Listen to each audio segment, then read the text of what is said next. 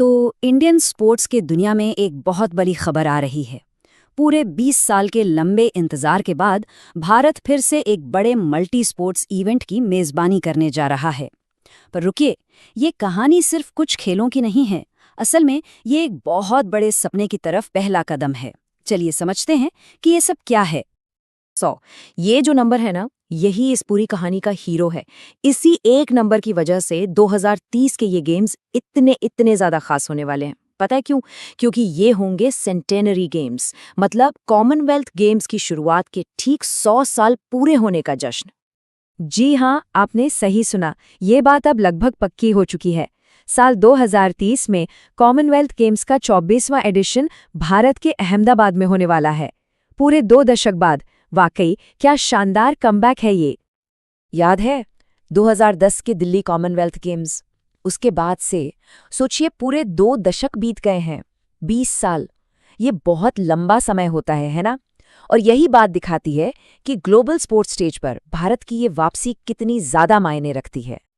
अब सवाल ये उठता है कि इतने सारे बड़े और काबिल शहरों के होते हुए आखिर अहमदाबाद ही क्यों?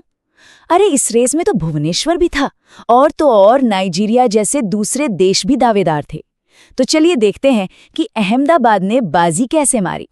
देखिए, इसकी सबसे बड़ी और सीधी वजह है अहमदाबाद का एक वर्ल्ड क्लास स्पोर्ट्स हब के तौर पर उभरना।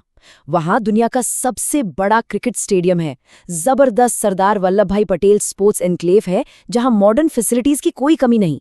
और हाँ, ये लोग अपनी काबिलियत साबित भी कर चुके हैं। Cricket world cup, IPL finals, इतने बड़े बड़े इवेंट्स को इन्होंने बहुत सफलता से होस्ट किया है। अच्छा, इस फैसले को लेकर एक दूसरा एंगल भी है जिसकी सोशल मीडिया पर काफी चर्चा हो रही है। कुछ लोगों का मानना है कि शायद इस चुनाव के पीछे थोड़ी रीजनल पॉलिटिक्स भी हो सकती है, क्योंकि देश के प्रधानमंत्री और गृह मंत्री दोनों ही गुजरात से आते हैं। अब ये महज एक पब्लिक डिस्कोर्स का हिस्सा है जिसे जानना भी जरूरी है। चलिए अब जरा सा इतिहास में झांकते हैं, क्योंकि इन खेलों का असली मतलब समझने के लिए हमें कॉमनवेल्थ गेम्स की हिस्ट्री और उसमें भारत के जबरदस्त रोल को समझना ही होगा। एक मजेदार बात बताऊं? इन्हें हमेशा से कॉमनवेल्थ गेम्स नहीं कहते थे। जब 1930 में ये शुरू हुए थे, तब इनका नाम था ब्रिटिश एम्पायर गेम्स। फिर जैसे जैसे वक्त बदला, एम्पायर खत्म हुआ, नाम भी बदलते गए, और आखिर में 1978 में जाकर इनका नाम पड़ा कॉमनवेल्थ गेम्स। ये नाम का बदलना भी अपने आप में एक कहानी है ना? और हाँ, भारत इन खेलों में सिर्फ हिस्सा नहीं लेता, भारत एक पावर हाउस है। पूरे 564 मेडल्स के साथ हम ऑल टाइम मेडल टैली में चौथे नंबर पर हैं। सोचिए, बस ऑस्ट्रेलिया, इंग्लैंड और कनाडा जैसे स्पोर्ट्स के दिग्गजों के ठीक पीछे। ये कोई छोटी मोटी बात नहीं, ये बहुत बड़ी अचीवमेंट है।